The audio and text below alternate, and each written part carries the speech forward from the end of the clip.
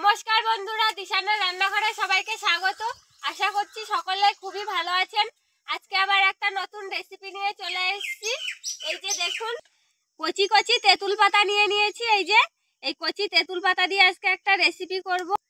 চিংড়ি মাছ কেটে নিয়েছি, চিংড়ি মাছ দিয়ে আর তেঁতুল পাতা দিয়ে রেসিপিটা করব। ভিডিওটি সম্পূর্ণ দেখতে থাকুন, স্কিপ না করে।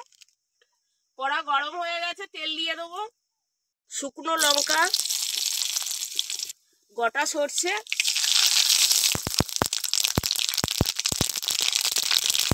এবার কেটে রাখা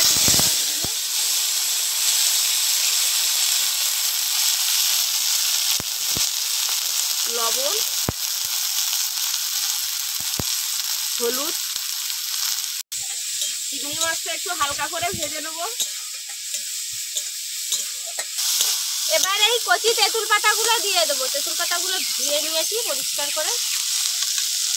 এই সময়টায় এই তেঁতুল পাতা পাওয়া যায়। আর এই গরমের সময় টক টক খেতে খুব সুন্দরই লাগবে।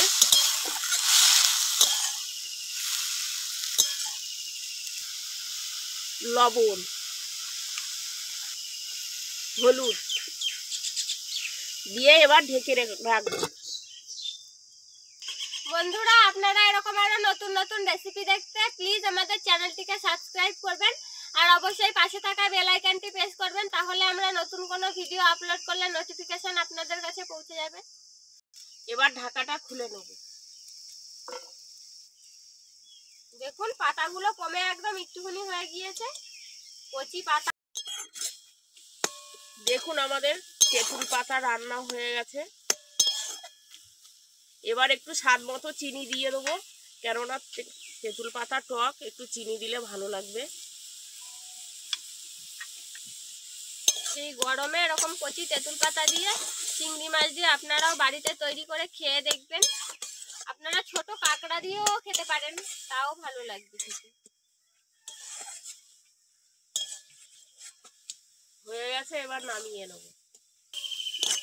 দেখুন, হয়ে গিয়েছে তেঁতুল পাতার টক। আমাদের আজকের ভিডিওটি শেষ পর্যন্ত দেখার জন্য ধন্যবাদ।